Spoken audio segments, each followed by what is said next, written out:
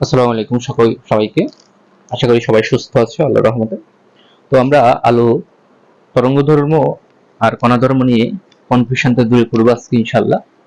তো আজকে আমাদের যে জিনিসটা নিয়ে আলোচনা করব সেটা হচ্ছে আলো তরঙ্গ নাকি কণা নাকি উভয় ধর্ম রয়েছে এটা নিয়ে। তো আলো তরঙ্গ এটা জানার জন্য আমাদেরকে যেটা শিখতে হবে সেটা হচ্ছে আমাদেরকে প্রথমে শিখতে হবে হচ্ছে আহ উপরিপাতন কি,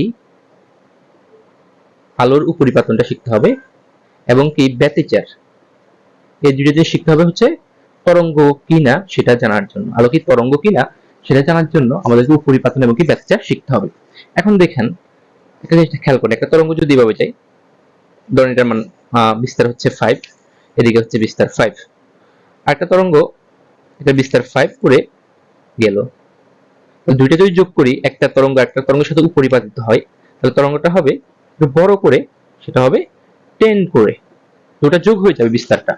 তাহলে আমরা দেখব এটা হচ্ছে গঠন হচ্ছে, মানে নতুন একটা গঠনমূলক তরঙ্গ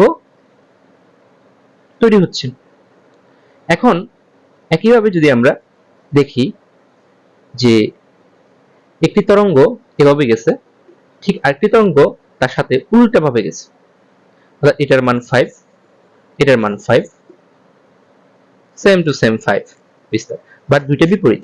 দোনোটাকে যখন আমি যোগ করব তখন কিন্তু দোনোটা মাইনাস হয়ে যাবে, অর্থাৎ বাদ যাবে। তখন বিন্দুগুলার পয়েন্ট আমি একটু আগে যেখানে পাইছি এখানে এখানে পাইছি নিচে, বাট এখন পাবো এটা। এটাকে বলে কি গঠনমূলক না বলে বলতে হবে ধ্বংসাত্মক। ধ্বংসাত্মক, ধ্বংসাত্মক বানান মেবি ভুল, তরঙ্গ। তো উপরিপাতন দুই প্রকার আপনি বুঝলেন, একটা হচ্ছে গঠনমূলক তরঙ্গ, একটা হচ্ছে ধ্বংসাত্মক তরঙ্গ। এই জিনিসটা যদি আপনি বুঝেন তাহলে আসুন এখন আমরা ব্যতিচার জিনিসটা নিয়ে পড়বো। তাহলে আমরা উপরিপাতন পড়লাম দুই প্রকার, একটা হচ্ছে ধ্বংসাত্মক, একটা হচ্ছে গঠনমূলক। ব্যতিচার জিনিসটা হচ্ছে বিজ্ঞানী ইয়াং একটা পরীক্ষা করে, সেটা হচ্ছে ইয়াং এর দিচির পরীক্ষা। তো ইয়াং এর দিচির পরীক্ষা কিভাবে করে, ব্যতিচারটা দেখেন। ব্যতিচার মেইনলি হচ্ছে ইয়াং এর দিচির, চির মানে ছিদ্র, পরীক্ষা।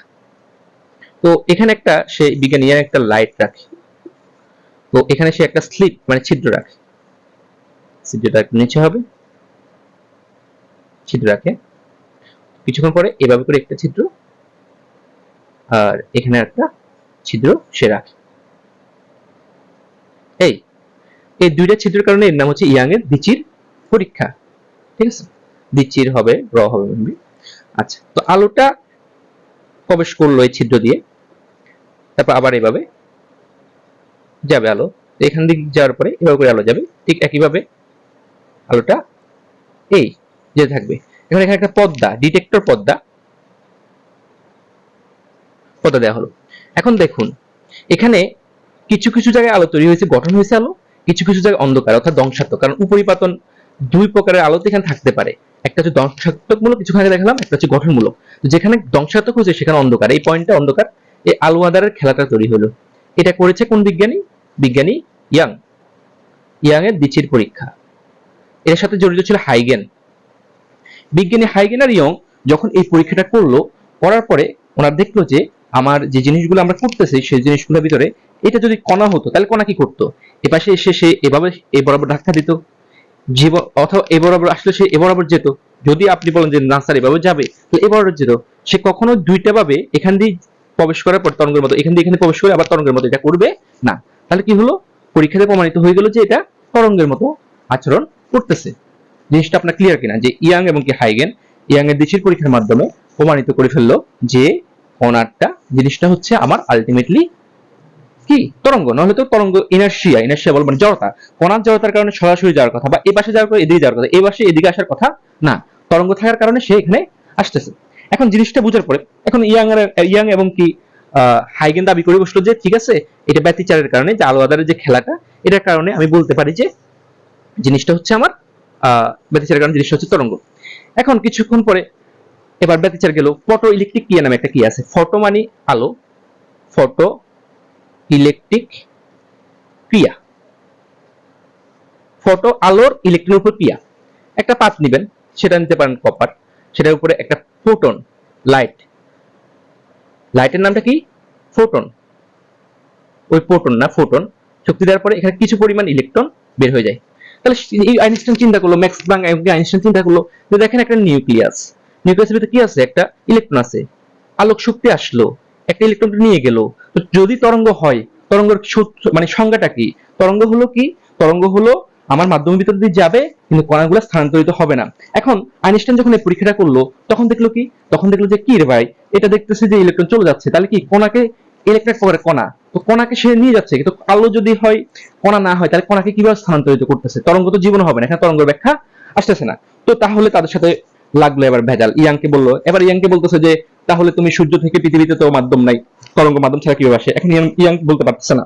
ইয়াং বলে দিল যে একটা মাধ্যম আছে, সের নাম হচ্ছে ইথার, এটা ভুয়া মাধ্যম আর কি। এখন এটা নিয়ে ঝামেলা ঝামেলা ঝামেলা। এখন তারপরে আসলো বিজ্ঞানী ডি বগলি,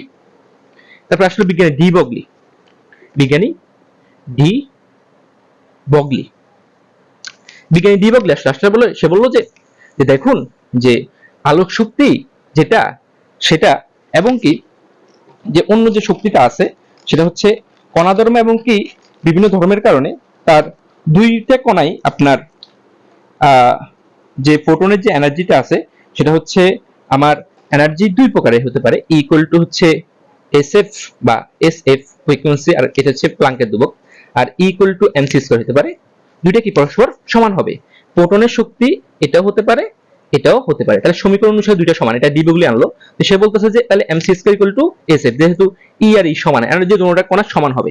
আলো যেটাই হোক সেটা ফোটনের আকারে হোক, কণা হোক আর তরঙ্গ হোক, এটা যদি হয় এটা হচ্ছে কণার ক্ষেত্রে, এটা হচ্ছে তরঙ্গের ক্ষেত্রে, যদি হয় তাহলে কি হবে? দুটোটা সমান হইতে হবে। তাহলে MC square equal to SF মানে কি? এস ইকুয়াল টু হচ্ছে S F equal to S C by lambda, কারণ এফ ইকুয়াল টু আমরা জানি কি, এফ ইকুয়াল টু জানি হচ্ছে F equal to B by lambda, এখানে তো সি হবে, তাহলে হচ্ছে সি সি কাটা MC equal to S by lambda, সেখান থেকে আসে lambda equal to S by MC. M ভর এবং কি বেগ গুণফল, এটাকে দেওয়া যায় পি ল্যামডা। তাহলে দেখেন আপনার তরঙ্গের সাথে কণা ধর্মের একটা সম্পর্ক দিয়ে দিল। তো এখান থেকে যে তরঙ্গ এবং কি কণার সাথে যে সম্পর্ক দিয়ে দিল, এই থেকে বলতেছে যে ডিবগলি বলতেছে যে আলো কণাও আলো তরঙ্গ অর্থাৎ দ্বৈত ধর্ম। ডিবগলি ব্যাখ্যা করলো কি? দ্বৈত ধর্ম।